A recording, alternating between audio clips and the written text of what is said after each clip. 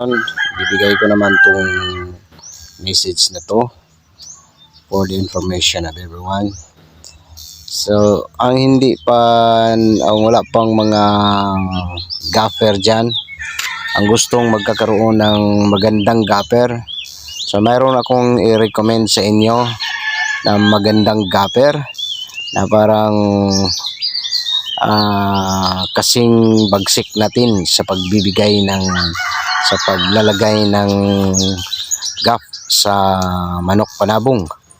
How I wish na kilala mo to.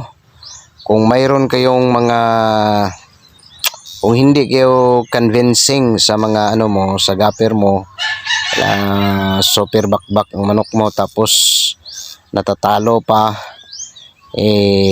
which means na pipitugin yung gaffer mo, itong tao na to na i-recommend ko sa inyo ay kilalanin mo to. Itatanong mo pag sa saang mga sabungan dito sa Escalante, Sagay, Tubuso. Kung kilala nila to, papaturo mo kung sino siya, kung kilala nila, sinong nakakaalam. At saka siya ang palalagayin mo ng tari sa manok mo upang pag bumakbak yung manok mo o ano, parang more percentage of winning ka na, nakakalamang ka na. Dahil sa mostly ngayon, marami ngayon ang mga gaffer na pipitsugin dito sa mundo. So siya si Tuto Salo. So alamin nyo kung sino yan si Tuto Salo. Dito yan nakatira sa amin, sa malapit sa amin, sa ano lang,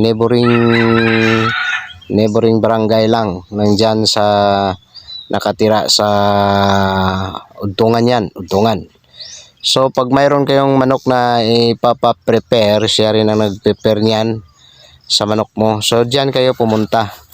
Pang i-recommend ko, isa siya sa mga i-recommend ko sa inyo na mga gaffer, na totoong mga gaffer na pag bumakbak ang manok mo, more percentage of winning ka na. Anyway, may iba pa rito na i-recommend ko. Siya lang muna ang i-recommend ko, tong si Tuto Salo. Ayaw kong i-recommend yung mga tao na mga pipitsugin na ang manok ang nagbabakbak tapos natalo pa ang manok. So yun lang ang gawin nyo kung sinong naghahanap ng gaffer na maasahan. Tuto Salo. Have a blessed day, my friend.